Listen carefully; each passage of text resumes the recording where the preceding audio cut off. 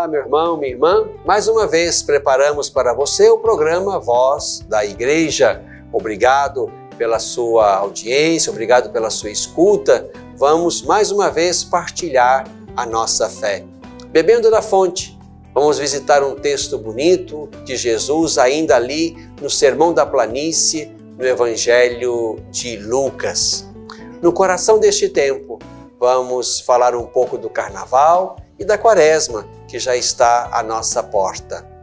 Uma igreja em caminho. Vamos conhecer e vamos participar das atividades da nossa igreja neste tempo bonito da nossa história. Fique conosco.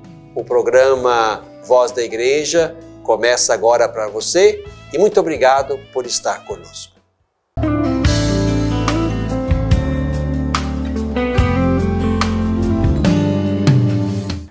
Bebendo da fonte, meu irmão, minha irmã, vamos mergulhar mais uma vez no mistério da Sagrada Escritura.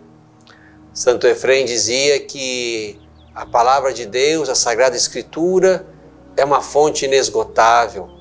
E se nós bebemos e nos saciamos dela neste momento, não significa que ela seja ou esteja toda ali naquilo que bebemos. Bebemos e a fonte continuará fecunda. Bebemos, saciamos nossa sede e temos por herança o que ainda não bebemos, o que ainda não conhecemos. Convido você então, meu irmão, minha irmã, a mergulhar comigo na Sagrada Escritura, no texto de Lucas, no capítulo 6, os versículos 39 a 45. Naquele tempo, Jesus contou uma parábola aos seus discípulos. Pode um cego guiar outro cego? Não cairão ambos no buraco? O discípulo não está acima do mestre, mas todo discípulo bem formado será como seu mestre.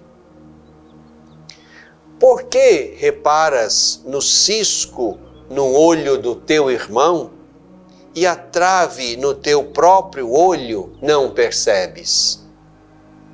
Como podes dizer a teu irmão, irmão, deixa-me tirar o cisco do teu olho, quando não percebes a trave no teu?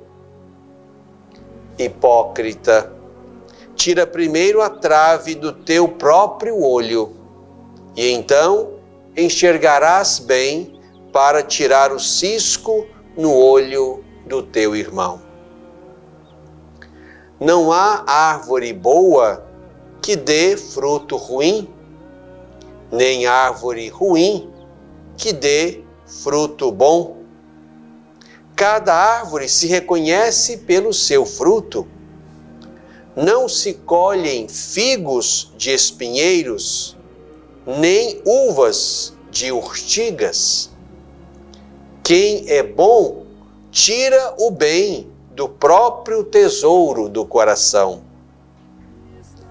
Mas quem é mau, tira o mal do seu mau tesouro, pois sua boca fala da abundância do coração. Meu irmão, minha irmã, estamos ainda no contexto do Sermão da Planície, neste Evangelho de Lucas. Um pequeno trecho, bem menor do que aquele grande Sermão da Montanha do Evangelho de Mateus. Aqui nos encontramos com várias máximas, várias palavras de Jesus que querem ajudar os seus discípulos e a nós também hoje a vencer a hipocrisia, a dar os frutos que devemos. Assim, nesse pequeno fragmento do Evangelho de Lucas, neste Sermão da Planície, Jesus então vai mostrando com imagens que os seus discípulos precisam fazer progressos a fim de que mostrem quem são e a quem seguem. Ele começa falando do cego. Um cego não guia outro cego. Depois avança para o discípulo comparado ao seu mestre, e o bom discípulo será como seu mestre. Depois avança ainda para a trave e o cisco no olho de quem quer corrigir o irmão, tendo no seu próprio olho uma trave, querendo tirar um cisco no olho do irmão. E depois ainda a imagem do fruto bom, do fruto ruim, da árvore boa, da árvore ruim, do tesouro bom do coração, do tesouro mau do coração. E assim Jesus nos põe diante sempre de dois elementos. Um que poderíamos pensar negativo, outro que poderíamos pensar positivo, e quer nos situar aí nesta dinâmica, digamos, nesta passagem, nesta Páscoa. E todo o texto bíblico esconde, de alguma forma, a Páscoa de Jesus. Expressa a Páscoa do Senhor. Isso está também bem escondido e belamente escondido neste pequeno trecho de Lucas que nós ouvimos. Importante talvez seja recuperar um pouco o que vem logo em seguida. Os versículos que vêm logo depois destes que lemos e que também concluem o Sermão da Planície, aqui no Evangelho de Lucas, nos ajudam a entender qual é então a chave de leitura. A partir de que perspectiva podemos entender esta duplicidade de imagens que Jesus usa para falar dos seus discípulos, para falar daquele que quer corrigir, para falar daquele que pretende dar fruto. A chave de leitura está logo depois. O versículo 46 diz assim, Jesus dizendo aos seus discípulos: por que me chamais Senhor, Senhor, mas não fazeis o que eu digo? Por que me chamais Senhor, Senhor, e não fazeis o que eu digo? Aqui já temos uma bela compreensão do que Jesus quer ensinar antes. Jesus quer arrancar os seus discípulos daquilo que ele chamou de hipocrisia. Ali falando da imagem do cisco grande e do cisco pequeno nos olhos. Ali ele usa a palavra hipócrita. Tira primeiro a trave do teu próprio olho e então enxergarás para tirar o cisco do olho do irmão. Jesus quer tirar os seus discípulos, os de lá e os de cá, os de ontem e os de hoje, desta hipocrisia. E quando é que nós venceremos a hipocrisia? Quando é que nós vamos sair do estado de cegueira para guiar? Quando é que nós alcançaremos a estatura do Mestre? Quando é que nós poderemos de fato tirar o cisco pequeno do olho do irmão? Quando é que poderemos dar fruto e tirar coisa boa do nosso tesouro? Quando nós nos colocarmos no caminho de Jesus e mais ainda na imitação dele. Por que me chamais Senhor, Senhor, mas não fazeis o que eu digo? Nós precisamos entrar aí. Nós precisamos fazer morada na palavra de Jesus.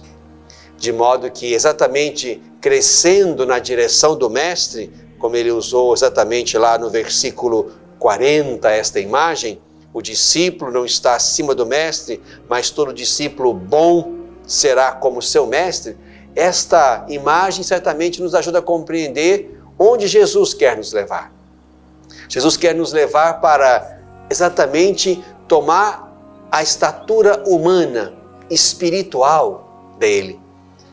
Quando nós também estivermos no nosso caminho de conversão, e um caminho sério, um caminho, digamos assim, profundo, fecundo de conversão, mesmo sem termos atingido a estatura de Cristo, mas no caminho sincero e fecundo e real da conversão, aí poderemos sim, com esta autoridade de quem está tentando sair do lugar pequeno negativo, pecaminoso, para avançar na direção de Cristo, aí sim, meu irmão, minha irmã, poderemos guiar o irmão que talvez não tenha feito ainda o progresso que fizemos. Podemos sim nos colocar ainda com mais alegria no seguimento, porque estamos mais próximos do Mestre. Poderemos sim tirar o cisco do olho do irmão, podemos ajudar na correção fraterna quando nós mesmos estivermos adiantados na nossa própria conversão. Daremos sim os frutos que nós podemos dar e tiraremos do nosso tesouro coisa boa. A medida, portanto, é Jesus.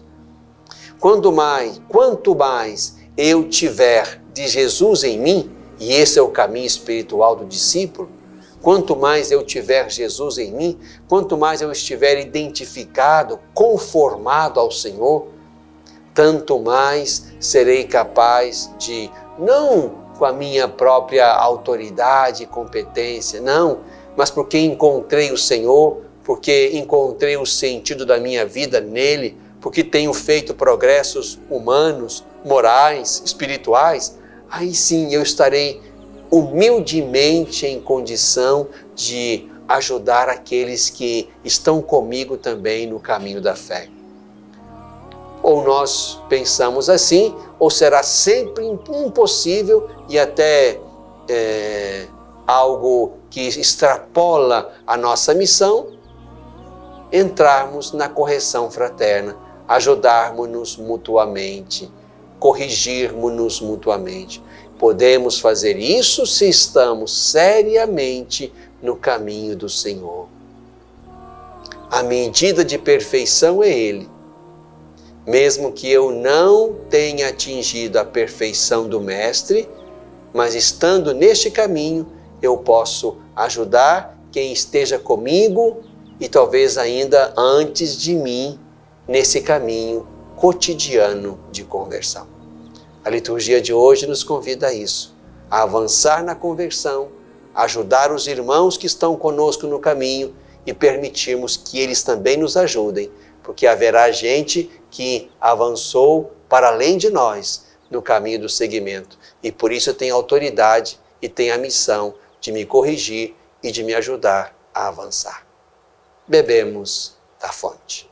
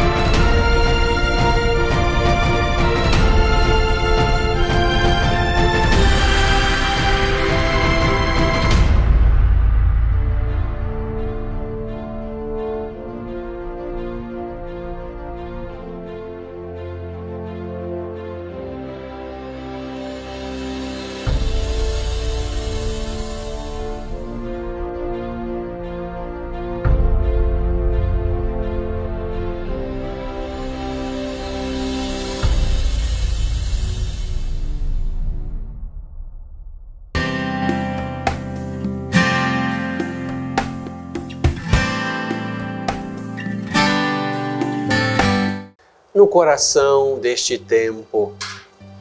Meu irmão, minha irmã, estamos avançando e daqui a alguns dias estaremos vivendo as alegrias do Carnaval.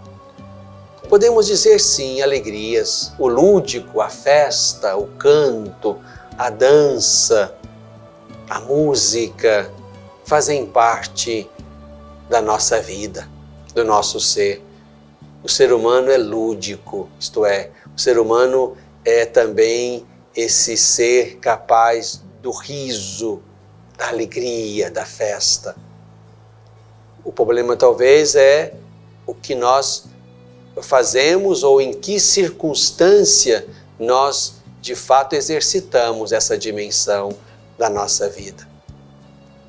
O Carnaval, sem dúvida alguma, pode ser, e sobretudo o Carnaval que se faz aqui entre nós no Brasil, uma bela expressão de criatividade, de talento, de beleza.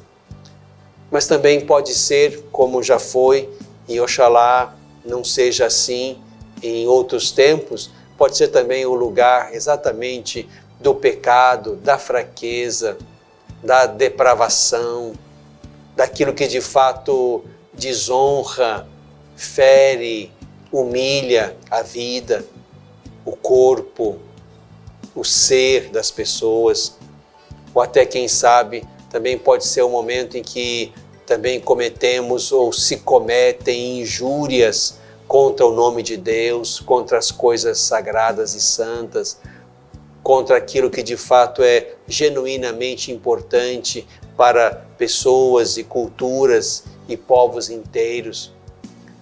Por isso temos que ter sempre uma boa dose de discernimento, de bom senso. A festa é coisa boa, a alegria é coisa boa, o lúdico é coisa boa. Mas temos que cuidar para que aí nesse espaço nós não vulgarizemos aquilo que é sério, aquilo que é bonito, aquilo que é importante, aquilo que de fato é verdadeiramente riqueza para pessoas, para grupos e para povos. Que o seu Carnaval seja, portanto, sim, um tempo de descanso, um tempo de estar com os seus, um tempo também, quem sabe, de participar deste momento bonito da nossa história. Mas cuidado, atenção. Atenção consigo mesmo, com seu corpo, com a sua integridade, com a sua história, com a sua fé. Atenção também para não permitir que de repente você esteja no meio daquilo que verdadeiramente possa contaminar, ou mais do que isso até possa injuriar aquilo que de fato é santo, é bom, é digno. Então vamos à festa, mas vamos respeitar os princípios, vamos respeitar os limites, vamos respeitar as diferenças, de modo que a festa possa ser para nós um motivo de levantamento do ânimo e nunca seja motivo de tristeza, de choro, de desilusão, ao final, quando as luzes se apagarem e as fantasias forem guardadas. Vamos para o Carnaval sabendo que somos filhos e filhas de Deus e podemos também aí expressar isso de maneira digna e de maneira bonita. E vamos aproveitar também esse tempo, porque não, como acontece em muitos lugares e com muitas pessoas, vamos aproveitar esse tempo para rezar, para nos retirar em algum momento reflexivo, para estar com as pessoas que amamos, para arejar a cabeça, para visitar a natureza, enfim, há muita coisa boa que se pode viver neste tempo. Mas também quero já colocar você no horizonte daquilo que nós, como igreja, estamos para começar em breve. Na próxima semana, já vamos estar ali iniciando o caminho quaresmal. Na quarta-feira, na nossa liturgia, vamos celebrar Quarta-feira de Cinzas, o início do nosso caminho da Quaresma, do nosso caminho de conversão, do nosso caminho de provação, já que, como Jesus, ao longo da vida e da missão, seremos também provados, seremos também testados, e é aí que a nossa fé, como a fé de Jesus, também será capaz hoje de nos colocar de pé, com resistência e capacidade de enfrentamento das muitas situações que quererão nos roubar a fé, roubar a alegria, roubar a paz, roubar a dignidade. Então, na próxima quarta-feira, vamos estar iniciando o caminho quaresmal. Vamos estar iniciando a campanha da fraternidade, que neste ano vai tratar de políticas públicas, coisa séria e coisa que precisamos retomar com seriedade e até com certo atraso. Estamos, como cristãos, fora ainda de muitos dos lugares onde deveríamos estar para que ali se configurasse um verdadeiro cuidado da vida a partir das estruturas da sociedade. Quaresma é o tempo bom em que vamos exercitar o nosso espírito na direção de Deus. Naquela liturgia da quarta-feira de cinzas, seremos convidados ao exercício daquelas 3 atividades espirituais importantes para nós: o jejum, a oração, a esmola. São caminhos que nos querem aproximar-nos uns dos outros, nos aproximar de Deus e nos ajudar a crescer no equilíbrio sempre maior sobre nós mesmos e sobre as nossas vontades. Por isso, meu irmão, minha irmã, vivendo esse tempo festivo do Carnaval, vamos também já com o olhar no horizonte, vamos também já pensando naquilo que viveremos. O tempo da Quaresma é um tempo bom, um tempo fecundo, um tempo forte, um tempo de meditação, um tempo de avaliação da vida, um tempo de confrontar nossa vida com o Evangelho, com o Reino, com Jesus Cristo. Ele é a medida, é na direção dele que nós precisamos ir. Ao longo, então, desse caminho quaresmal, nós teremos 5 domingos. O 6º domingo já será, então, o domingo de Ramos e da Paixão. Então, nessas 5 semanas que vão nos levar até aquela chamada Semana Santa, vamos visitando os textos bíblicos, vamos com o Senhor, vivendo também o seu mistério de paixão, o seu mistério de uma palavra que veio para os seus e os seus não a acolheram. Vamos vivendo o seu mistério de enfrentamento do mundo. Vamos vivendo o mistério nosso de cada dia, onde nós também somos provados e somos chamados na força do Espírito a resistir e a reagir diante das tentações, sem deixar que percamos o nosso mais genuíno amor a Deus. A Quaresma começa na quarta-feira de cinzas e vai até a quinta-feira santa, antes de iniciar a ceia do Senhor. A ceia do Senhor é o início do Tríduo Pascal, e a Quaresma toda foi construída em vista de nos preparar para aquele Tríduo Pascal. A ceia do Senhor, a paixão do Senhor e a vigília pascal. Esse Tríduo Pascal se conclui com as vésperas do domingo da ressurreição. E aqui é muito importante que entendamos que estamos aí no coração da fé cristã. O Tríduo Pascal, digamos, é o coração do ano litúrgico. É o coração pulsante da vida celebrativa da Igreja. Esta festa anual da Páscoa é aquela que determina todo o calendário litúrgico. Este é, digamos assim, o domingo maior, a festa maior. O Tríduo Pascal, portanto, é aquele para o qual o nosso coração foi preparado ao longo dos 40 dias, ao longo da grande e fecunda Quaresma. De modo que, como era antes, no princípio, a Quaresma como tempo em que aqueles que se preparavam para o batismo, os catecúmenos, adultos eram então preparados de modo imediato pela oração, pela penitência, a fim de serem então acolhidos no batismo e nos sacramentos da iniciação como um todo na vigília pascal. Isso também continua para nós. A Quaresma quer ser para nós um tempo de revisão de vida, de retomada da nossa vocação cristã, de, digamos assim, de desconstrução daquilo que em nós não é de Cristo, a fim de reafirmarmos em nós novamente, lá na grande e bela vigília pascal, as promessas batismais que nos fizeram de Cristo, membros da Igreja, discípulos missionários do Senhor. A nossa Quaresma, portanto, tem essa função pedagógica de nos ajudar no caminho, a fim de que a nossa conversão nos aproxime cada vez mais da humanidade de Cristo e assim seremos nele e por ele criaturas novas, homens novos, recriados. E esse processo começou no batismo e essa grande e bela caminhada quaresmal nos levará à renovação das promessas batismais para que possamos, com força e coragem, retomar de novo esta nossa vocação.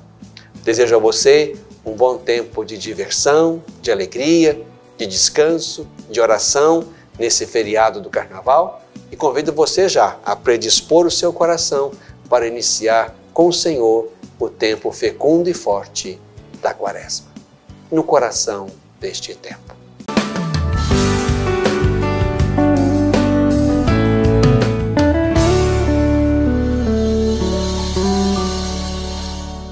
Às vezes, tudo que uma criança precisa para superar uma tempestade em sua vida familiar é encontrar um lar provisório, uma família que a acolha por um tempo, enquanto sua própria família se reestrutura para recebê-la de novo. Essa é a proposta do Serviço Família Acolhedora, transformar as dificuldades de hoje em possibilidades de futuro. Serviço Família Acolhedora. A tempestade passa, a vida continua. Participe e faça a diferença.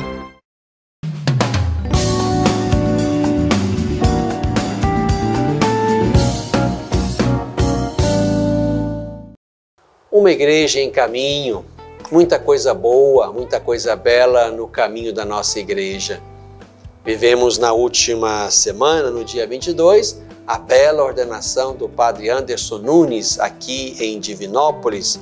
E agora nos preparamos para, neste sábado, dia 2 de março, a ordenação sacerdotal do diácono Alex, lá em Pará de Minas. É uma alegria também poder ordenar mais um dos nossos jovens que fez o caminho vocacional, portanto, conosco. E agora este jovem, o Alex, depois de ordenado diácono, depois de viver o seu estágio diaconal, agora avança para o 2º grau do sacramento da ordem, que é o presbiterato, sem que ele e nós esqueçamos que não se trata de deixar para trás a vocação ao serviço. Vamos acumulando isso no caminho da missão. O presbítero não deixa de ser servidor, portanto, diácono do seu povo e da igreja. Então, convido você a rezar e, se puder, estar conosco nesse dia 2 de março, na ordenação sacerdotal do diácono Alex, lá na cidade de Pará de Minas, a sua cidade de origem, onde moram os seus pais. Também estamos vivendo neste final de semana o nosso dia de encontro lá com os romeiros na cidade de Leandro Ferreira, cidade do nosso Padre Libério, cujo processo de beatificação já está em andamento em Roma, esperando os próximos passos. Então, nesse domingo, dia 3 de março, estaremos lá em Leandro Ferreira para a missa das 10 horas da manhã. Também, como acontece em muitos carnavais, né? Acontece também aqui em Divinópolis o chamado Rebanhão.